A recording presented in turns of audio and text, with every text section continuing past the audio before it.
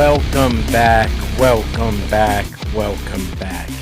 Here we are on episode 42. I have two very exciting guests. Our friend and returning guest, JB Matson, and Miss Christine Murch of Maryland Doomfest. There are some exciting developments going on with Maryland Doomfest since the last time that you were here. When we talked to you in June, there was the distinct possibility of that being the end of Maryland Doomfest. So I'm excited to see that you guys are still moving on. So I'm going to ask each one of you to take a moment, introduce yourselves to our audience, and then we'll get into this.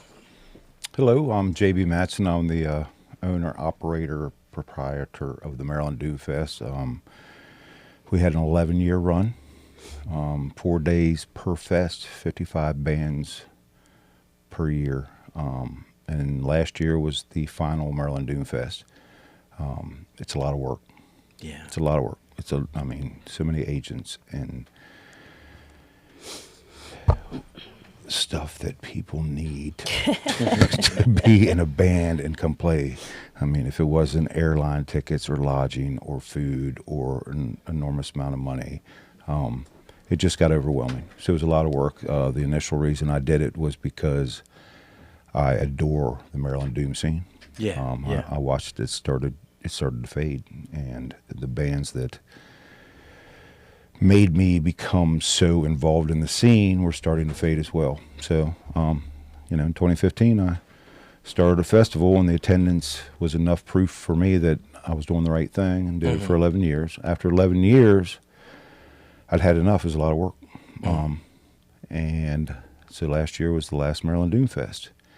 And then I got bombarded by the fans saying, you can't, please don't go. That's their vacation. That's what they plan on every year. That's what they look forward to. And JB, you can't stop supporting the scene.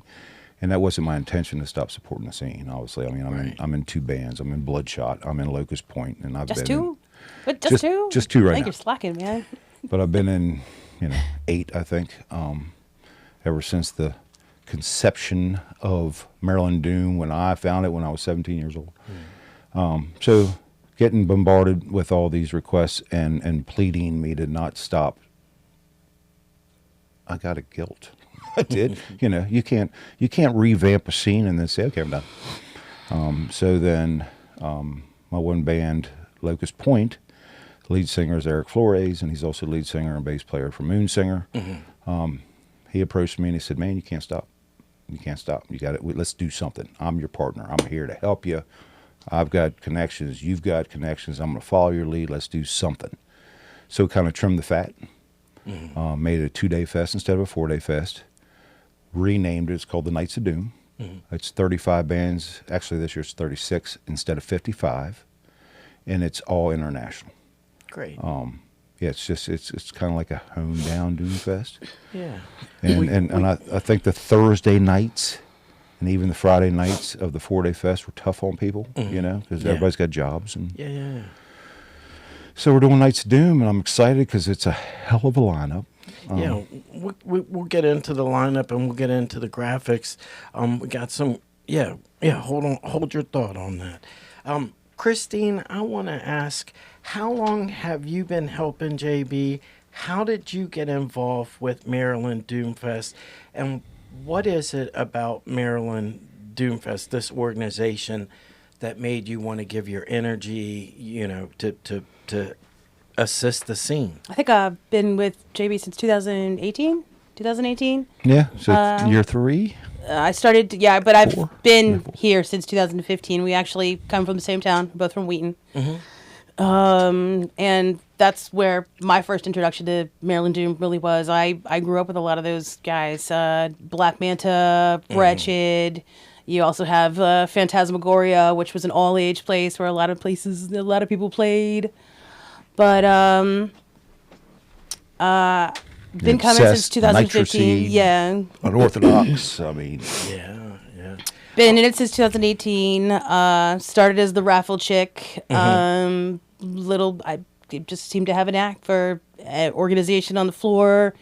my name is Ask Christine during the festival. So She would take on responsibility if I asked her to take it on. Every time she would take it on, and that got a little bit off of my shoulders. So yeah, I mean, she was vendors, sponsors, all the merch tables, the Maryland Doomfest merch, the food trucks, and she'd take that whole group of folks, and I got to deal with just talent agents and tour managers and the bands. And I'm sure with every element of that, there's a lot to all of it. Yeah. Let's talk first about the March 28th, which is this coming Saturday night. You guys have a show in Delaware. I believe it's in Wilmington, Delaware. Yep. Bar 13. Nick, will you bring up the graphics with that? And I want you to talk to our audience, tell everyone why this is a great show and worthy of a trip to Delaware. This is your typical Maryland Doom East Coast heavy metal concert, right? And this is at the old Mojo 13. It's called Bar 13 now. Thunderbird Divine is up from Philly. They're a great band. They're just great. They're great people, great band. Sonic Command, that's Terry Lovin's band. Locust Point is my newest second band that I'm playing in. And Meat Plow is their sludge that just, punches you. And I'm going to tell a quick story about that. So there's a band called Dreadstar. And they played one time, and I've had them at Doomfest a few times, and I'm going to go back to the 15-second rule that I do. When you submit me music, I give you 15 seconds to either grab me or don't. Right. I don't know if that's fair or not, but that's how I do it. And Dreadstar sent me their CD, and I heard it, and I ended up listening to the whole thing. And then got to meet the guys, and was blown away by their album. So every time I'm in McGrath, I listen to Dreadstar. I went to a party up in Pennsylvania, and Wino played. He did an acoustic thing, and Faith and Jane played. And I met this guy, Mel, and I'm bragging about Dreadstar to him. You got to check him out. Man, you got to check him out. He's just like, I'm the bass player. I said, no, you're not. You're not the bass player, because the bass player is Trevor, and he is also an Age of Truth. He said, no, Trevor's just a singer and guitar player. So I bragged to him about his band. I was telling him, you got to listen to him. So, long story short, Meat Plow's awesome. All four bands, one of them's mine, and I love my new band. It's completely different than Bloodshot, and just we're trying to promote ourselves, and they invited us up there, and it's a 2.5 hour drive for me. Yeah, not bad. Not bad. It's nothing. Get a motel room and enjoy being up in Delaware. Dude, I drove to Brooklyn and played and drove back, Spent nothing. the night, enjoy the town. Yeah. Christine, for the bands that are playing in Delaware, have you seen any of those bands? If so, Oh yeah, Thunderbird Diviner, old friends. Good band? Oh yes, great Yeah. band. Great band. Are you planning on going up to the Delaware show? Yeah, I'll be there. Good. I'll be there. See if somebody's got something to sell. It is recorded that you'll be there. No, Damn that's it. That's exciting. It's in the contract now. So that brings us to, let's talk about the June Fest, right? Nick, will you go ahead and bring up our next graphic? This is the Knights of Doom 26. This is Maryland Doomfest Presents. This is taking place the weekend of June 20th and 21st at Cafe 611. That's 611 North Market Street in downtown Frederick, Maryland. We love Frederick. Nick and I are big fans of Frederick and loves Cafe 611. So let's start talking. I'm going to get each one of you to give us a really good, solid plug on the lineup. I'll start with you, JB. Anything that you want to say about this festival, feel free. If you can read, you can see the lineup. If you're not familiar with any of these bands, it's your own fault because you haven't taken the time. Mm-hmm. If I present these flyers, I have a good reputation of knowing good music, I think, and people agree with a lot of the bands that I book because they stand there and watch them and love them. It's only 35 bands. It's all international. It's only 35 bands. That's a lot, yeah. I just lied. It's only 36 bands. 36. Don't die. Yeah. Don't die. And they're all international. We just picked up the Obsessed 2. which is not on this flyer. We have a new revamped flyer that is blinging with colors, and that'll be our merch. People have come to Doomfest. Some people have it on their bucket list, and then when I ended it, they were like, "I never made it." Well, I gave you 11 years. I mean, Right, but yeah. they still want to come. So, and I'm doing this. Anybody who's played a few years ago, I've always had two venues across the street from each other, and the bands went back and forth. And it just so happened that we ended up being brought to where we had to have two stages in 611, and it was wonderful. We had one in the back room and one in the front room, and while they're sound checking, they're playing, and it was nonstop music. And it's going to be the same this year. The only difference is that we're revamping the main stage, but I don't want to call it the main stage anymore because in the very back of the long room where the second bar is, we're putting a stage back there too with drum riser and lights, and each stage has a bar right next to it. Each stage has plenty of room for people. Each stage has all the perks of a professional stage, and it's going to make a difference. That way bands don't feel like they're playing on the second stage. Right. You know what I mean? Yeah, That you're yeah, going yeah, to be yeah. playing on the other main stage. That's right. Two main Yeah, stages. but it's nonstop music. As soon as one band is over at 8:30 or 8:29, at 8:30 the next one starts. So you got nonstop music. It's going to be fun, man. Doomed to death. Christine, what would you like to say about the upcoming festival in June? I mean, I'm looking forward to it. One of the bands, Black Manta, they're from Wheaton, they're locals, and they didn't play for a good decade, and then they're back around, and the sound is just, it hasn't aged today. Do you know who the bass player is now? Tony Camilata. Is he really? Yep. And I just announced Yeah, it. congratulations, Tony. He just got engaged too. Before they announced it, I just announced it that Tony from Oh, Tony's got to Thousand put up with Vision a lot. Mist, and he used to be Good in my luck. band Warringen. He used to be in my band Outside Truth, and now Danny Kenyon passed away, so there was no more Thousand Vision Mist, and now he just joined Black Manta, and it's going to be fucking awesome. It's One- going to be awesome. One of the things that you said when you first started is that a lot of the bands are coming from far away. So please share with our audience, like, where are some of the bands coming from to play at this festival in Frederick? By far away, I mean far away, but international. Yeah, Where who- I've always had bands from Germany and yeah, Tasmania yeah, and yeah, the UK yeah. and Greece and whatnot. They're all American bands. Okay. And they're coming from California. They're coming Yeah. from Texas. They're coming from Washington State. They're coming from Massachusetts. They're coming from Wisconsin. You know, I mean, I could pinpoint 36 spots on the map. That's and they're all incredible. coming Right, to Frederick, yeah, Maryland. yeah. You know. Yeah. So that's rare to have, those bands together. It's gonna be a great time, man. I just know it. Who are some of your favorite bands that are playing this year? Do you have any favorite names on the flyer that you've seen in the past? The problem with my job is I don't get to see a lot of the bands because Right. I am just that busy. Right. So it's not until like the late in the night that I really get to enjoy some of them. But it's always like it's a reunion of like a brothers every single time. You know, it's like a family reunion every time we get together. We do Zero this. drama. Yeah. So, looking forward to that. But you know, Faith and Jane, The Obsessed, Yeah. Wolf Tooth, End of Age, Bloodshot, Locust Point. I mean, that's it. My favorite bands on there are probably it's like 36 of them. Let's you play in Locust Point. This is your band, you're right? Locust Point. Let's go ahead and play some play. I'm gonna play another new shit. It's Thank- a song, so it's really Yeah, play the song. Yeah.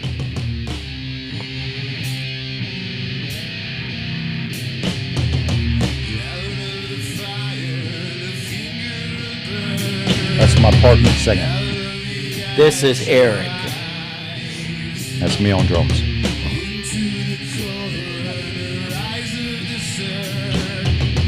Tom from Bloodshot on guitar and Rob from ZFL on bass.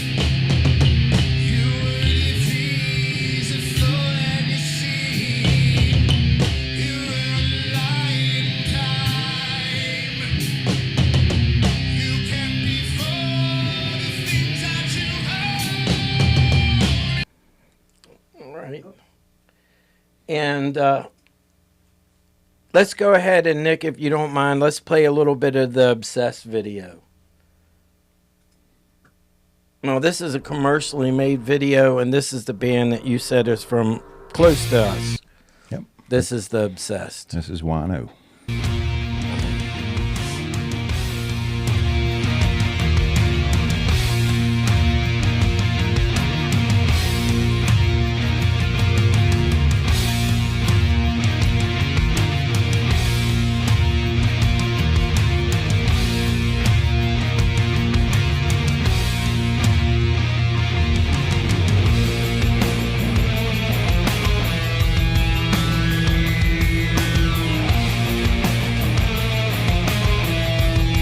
Just went and saw them last Wednesday in Baltimore.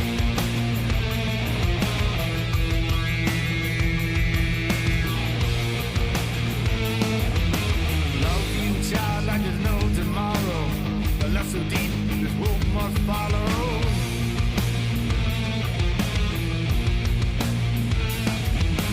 In the full moonlight, I sing of hanging breath with crystal wings.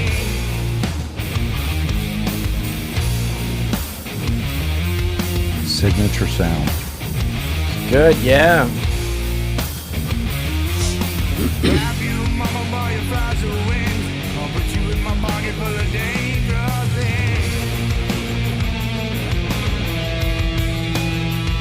things. Really well done video, too. I always love a professional video. Great lighting, great shot. All right, Nick, you can go ahead and bring that down.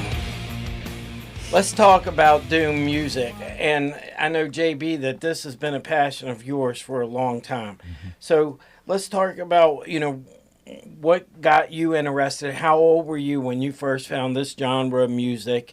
And how long have you been playing metal music, Doom metal music? So I grew up in Wheaton, and then my parents pulled me out of the city and put me up in the country when I was 14. When I was 17, I lived in Boonesboro, Maryland, and had two gentlemen come to my house that were about half loaded with some other friends of mine. I'm like, what's changed? And that's when I met Kelly Carmichael and Adam Hyman of Internal Void. Mm-hmm. And I was unfamiliar. I loved metal. I loved Metal Church, and I loved Ozzy Osbourne, and right. Crocus, and right. I liked all that stuff, and Slayer. And then meeting them that night, they turned me on to their band, which was called Internal Void. And somehow through the course of the night, they played some of their music over the stereo. And it captured me, man. It captured me like I can't even explain it, because here I am. I'm 56, and this is when I was 17, and I'm still so into this scene. And then they started telling me about other bands.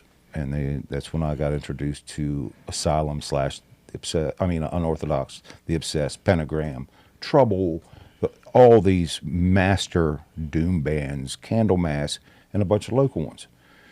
And I was so intrigued, I got to do this. Mm-hmm, mm-hmm. And I decided I'm going to buy a drum set, and I'm going to start a band, and I did. And I started a band called Outside Truth, and I ended up, in no time, I was playing with St. Vitus, and I was playing with Pentagram, and I was doing an endless number of shows with Internal Void and Wretched and Unorthodox and Pendulum and just a whole bunch of bands. And to me, it's a genre that it's like nothing I've ever heard before. It's very soulful, and I can feel it when Wino's singing about stuff, or Dale Flood was singing about stuff, or Dave Sherman, and that it was. They're telling stories. 2015 performance of Unorthodox Asylum. Everybody left the planet. The original Everybody Asylum. left the planet. But all of that music was also grew from older bands like, obviously, Black Sabbath, right. and Thin Lizzy, and Jethro Tull, and Captain Beyond, and bands that I wasn't really that familiar with. And then I ended up having Captain Beyond at Doomfest. Mm-hmm. That blew my face off. I mean, it was the most amazing performance I think I've ever seen. And since then, there's so many bands out there, man. It's so many bands, and that are all in that genre, and enough for me to do 55 every year, right. and have 55 that I had to turn down. Right, right. Let me ask Christine, similar question. How old are you when you discover doom metal? And define what doom metal is. 3. I'm not old as dirt. My parents made me I'm listen not to it. old The weird as thing is, dirt. I grew up in Wheaton, so did she. Yeah. In Wheaton, I was living blocks from all of these bands. Yeah, that's part I of. didn't find what out it about them is. until I moved an hour away, and I went to high school in Wheaton in the late '80s, and I stayed in Wheaton through the early '90s. Ended up with somebody who was connected with Black Manta, so followed them around for a little while, but had kids, so there's like a gap. Right, yeah. But 2015 came around, and I've been hit it since the first day. I've been coming since 2015. Became a part of it in 2018. were you at the first Doomfest? I was. I've been here since day one. I was probably one of the early people too, because There you I'm go. always I still do that. There we go. But the dugout that you have there on the table, I was associated with a gentleman who did a glass piece for Maryland Doomfest in 2015 and 2016. I brought him and JB together, and that seemed to be something that I'm just naturally good at finding vendors, Right. finding people like Right. small, not anything corporate. They don't seem to do very well in our scene, but like people who handmade crafts and stuff like that. They were a sponsor of ours. Toke Mage was a sponsor for a Maryland Doomfest for a number of years. Texans. And every year they come and they bring a piece for every band that plays, along with us to sell on the vending table. So That's awesome. Your main social media for Maryland Doomfest is your Facebook page. That's where you guys post a lot of your information. So we have Maryland Doomfest, your Facebook page. Are there any other social media sites that you think people should be aware of? There are. I Please. run the Facebook official Maryland Doomfest page. We also have Instagram. We also have Twitter or X, but I don't run them. I have people that help me. Help but, manage but, them, but they're right. all linked. So when I Right. post on Facebook, they automatically Right. show up on the other social medias. Right. We have our own website. Leanne Ridgway. Anybody that knows the scene knows her. She runs Relevant and Metal Media PR. She's up in New York. She runs my website. Yes, or www.marylanddoomfest.com. I love the graphics that you guys have. Like that was one from the T-shirts to the flyers. Who are some of the people that help with the imagery? Like who does your T-shirts? Who did the flyer? You know, for who do you guys work with artistically? The way I've done it for years is I will Thanks, see Nick. artwork either by a tattoo artist, by just a regular artist, and I'll reach out to them. And I say, we have a branding pretty much. Yes. It's usually a crazy Right. looking woman Right. called the Vicious Bitches. But I'd reach out to people and I'd say, hey, would you mind doing artwork for us? And we want to put it on all our merch and our flyers and Yeah. everything else. And I'm going to promote what you do. Right. So I think 5 times I had a different tattoo artist. One was from the UK. Nice. 2 were from Frederick. Nice. One was from California, in the band Atala, Kyle Stratton. And I'll critique it, you know, and I'll say, yeah, you got to add this or add this. We had Yeah. Erica Furr from Coma Hole. She did one. Yeah. But they do the art for us. We do it for that year. And in doing so, there's so many people that buy it, see it, and recognize it. Yeah. That I'm advertising for them and whatever their art is, you know, and whatever their. So. Yeah. We were fortunate enough. We've had Frederick, Stephen Blickenstaff. He did the Cramps cover Bad Music for Bad People. We had him on one of the episodes, but exactly like you say, he was a young artist right out of high school, and he gave a piece to the Cramps that he just wanted to give to them, and then they contact him and like, can we use this as? And I mean, one of the most reproduced images in the world. You know, Yeah, I've never been like Maryland Doom Fest isn't a corporate thing. I'm not Right. making all this money. Right. What I'm trying to do is help me and I'll help you. Right. Yeah. You know, and it's worked. It Yeah. has. You know. No, I loved how you guys described it as like a community that gets together once a year, that a bunch of friends and brothers, as you know, come a long way to get and celebrate the music. More hugs and smiles than you've ever seen, man. Yeah. Now, what's it that you guys have been sold out most years? Never. Never. Never. No, but maybe this year. Maybe. Okay. You know. Maybe. And we get good crowds. But the fact of a relaxed environment like 611 is people on the back patio. People Right. are out front. People are Right. at the food trucks. If I said, everybody's got to get inside right now, it might be a Now, little bit where are the crowded. food trucks going to be? Parked across the street. All right. Anywhere. On Market Street? They're No, No. there's a parking lot across the street. across the street. Oh, yeah. Okay. We still have space to work with, either in front, on the side, or across the street in the parking lot. I'm Yep. in the talks with like 2 different vending trucks at the moment. No, that's awesome. Central I didn't Valley. realize that you guys used the parking lot. Another one that you're talking about. So JB, let's talk a little bit about your Bloodshot, your band Bloodshot. You guys have been doing. Let's pull up our first graphic that we have.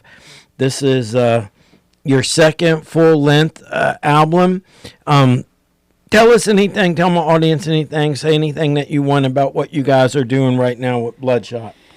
Yeah, that's our second album. We've already got all the music for our third album. We'll be doing that soon. Our first album was Sins of the Father. That was our debut, and I think it's a damn good album. Both albums are signed by Nervous Breakdown Records in Portugal, and they paired up with Half Beast Records so that we get UK distribution. Sacramento Gore is a little bit crunchier than our first album. I love the music, and it's not just because I'm in the band. I just, I don't listen to my music if I don't like it, right? And we played Doomfest, the final Doomfest last year, and we had Victor Griffin from Pentagram come up, and we did a cover. He played, and the crowd was fantastic. I mean, it was probably the best show I've ever felt good about. The crowd went nuts, and 80% of that set was music from our album we haven't recorded yet. So it's promising. I can't wait to put it out there, and it will probably be on Nervous Breakdown again. That's awesome. Nick, let's go ahead and play. We have, you mentioned Sins of the Father. Let's play that music video.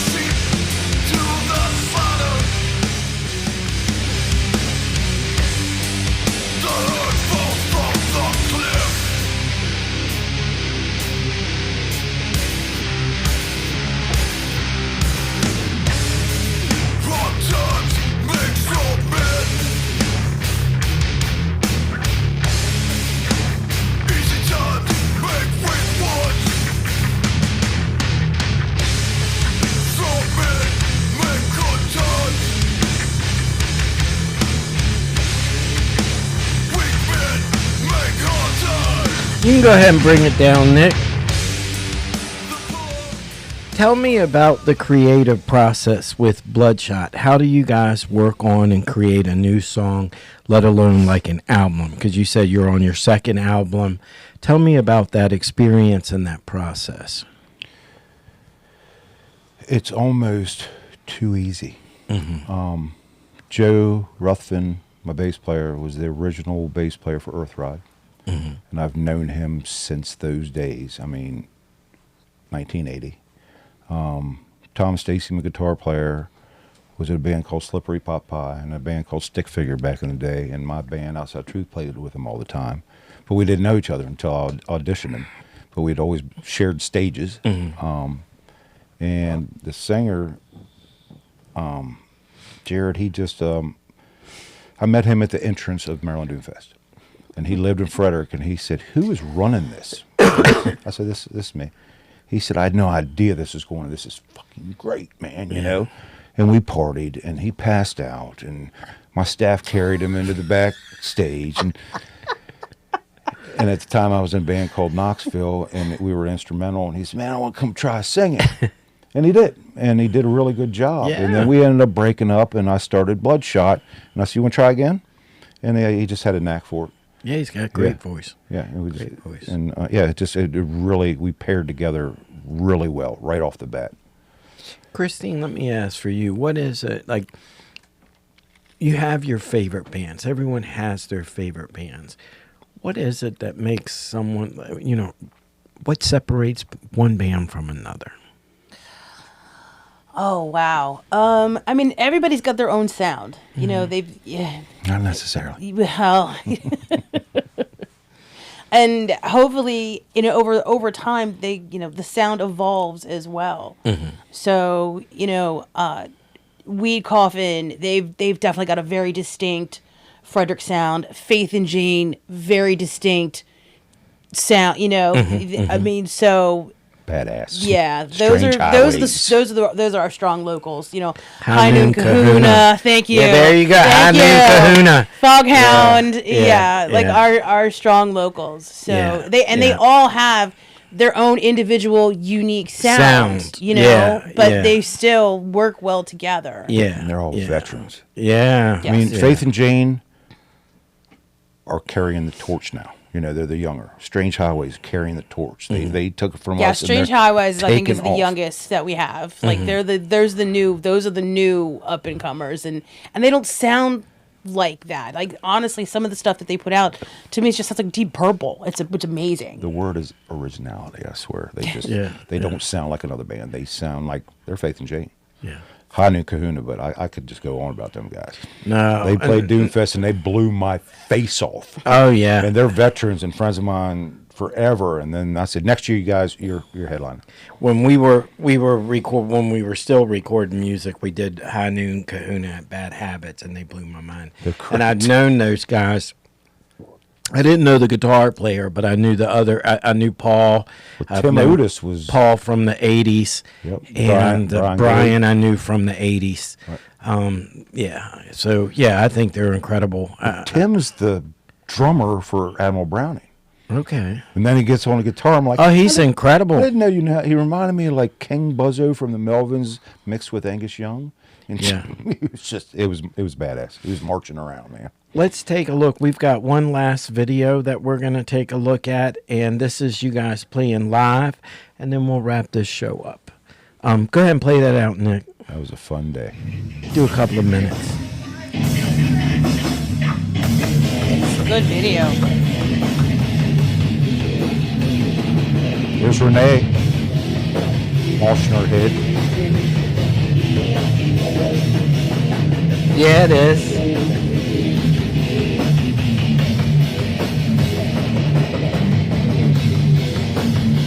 Who's that old guy in the back? He's some old drummer.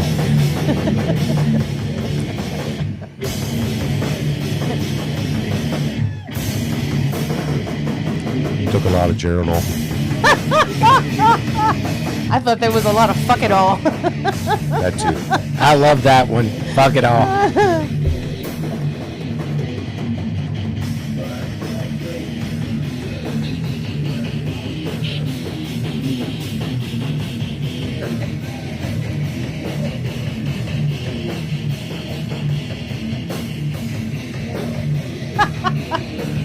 I think it's Brody from Deluser.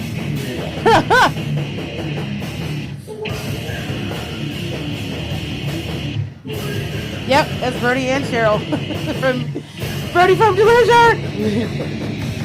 His dad was in a band called Harsh back in the day. I didn't know that. I mean, and this is what I mean. It's like a family reunion. A lot of the people, like their band didn't You even can go ahead and play. close that, Nick. Go ahead and share your thoughts. And like I said, bands there that aren't playing, that aren't even in our genre. They're in the crowd. Right. So Yeah. Our last episode before you guys, it's called Pinball Wizard.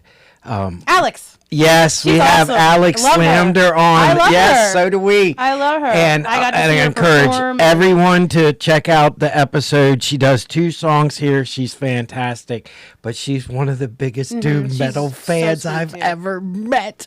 And that always, it just blows my mind because with her, it just seems such an odd juxtaposition. I had an But occasion she's to an catch artist. her at Tilty's for a fundraiser. Then when she performed and she did just a little crafting session with kids. She's fantastic. She's fantastic. Yes. She's heading tomorrow morning. She heads to Denver, Colorado.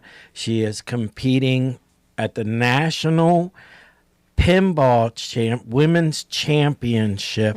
She flies into Denver International Airport. Oh, good luck at the airport. And Denver International, that one has a bunch of mystery around it. So we did a whole episode about that. What a great way to make money. Oh, and to hear to hear her talk about pinball is really cool. But she's a wonderful artist, and she has diverse, right? And that's one of the things I think all artists that diverse in taste, because Picasso says all great artists are little more than thieves, right? You steal a little bit from here and a little bit from there and a little bit from there. Well, I mean, we call it influencing. So, Right? Yeah. Borrowing. this person influenced Yes, my yes. sound. Yeah.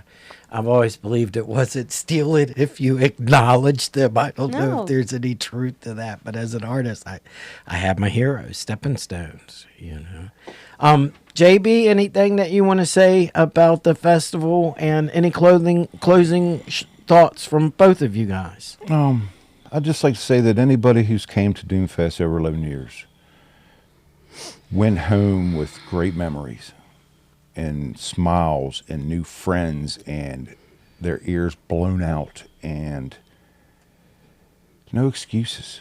If you support the scene, support it. I've shrunk it down. I've trimmed the fat. It's 2 days. Come Saturday and Sunday, see 36 bands in 2 days. Enjoy yourself and support the scene. And it's cheap as shit, man. Just come on out and hang with people. I don't want to hear, well, my dog's got a vet appointment on Sunday. No. Get the hell off the couch and come hang with people and support a scene that is struggling. That's all. Yeah, June 21st and June 22nd, Cafe 611. 2021. 20th and 21st. Yeah. 20th and 21st. Yep. Downtown Frederick, Maryland. Frederick is a wonderful town, great art town. So Christine, what would you like to say? Any closing thoughts? I'm waiting to hug everybody. I'm gonna grab so many butts. It's gonna be fantastic. It's coming. It'll be here before you know it. I mean, it's less than 3 months now. Isn't it?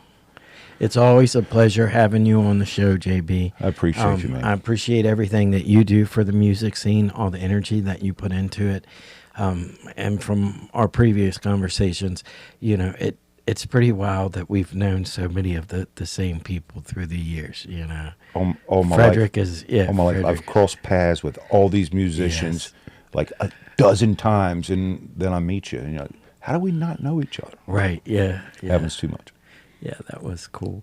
I hope everyone follows Maryland Doomfest on Facebook, Bloodshot, Locust Point, and I really do. I encourage everyone to come out and enjoy themselves at Maryland Doomfest in June. Maybe Doors at 1 doors at 1. to doors at 2, so you can just jam out for 13 fucking hours. I'll put 2 days. I'll put this one in Nick's head too.